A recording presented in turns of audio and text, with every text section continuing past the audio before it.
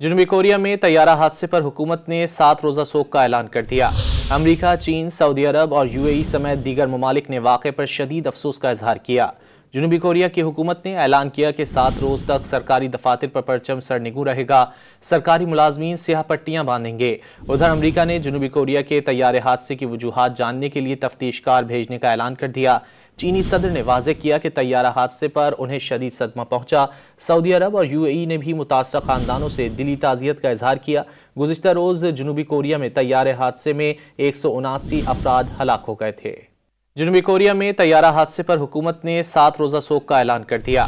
अमरीका, चीन, सऊदी अरब और यूएई समेत दीगर ममालिक ने वाक़े पर शदीद अफसोस का इजहार किया। जनूबी कोरिया की हुकूमत ने ऐलान किया कि 7 रोज़ तक सरकारी दफातर पर परचम सरनिगू रहेगा। सरकारी मुलाजमीन स्याह पट्टियां बांधेंगे। उधर अमरीका ने जनूबी कोरिया के तैयारे हादसे की वजूहात जानने के लिए तफ्तीशकार भेजने का ऐलान कर दिया। चीनी सदर ने वाज़ेह किया कि तैयारा हादसे पर उन्हें शदीद सदमा पहुंचा।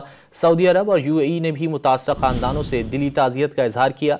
गुज़िश्ता रोज़ जनूबी कोरिया में तैयारे हादसे में 179 अफराद हलाक हो गए थे।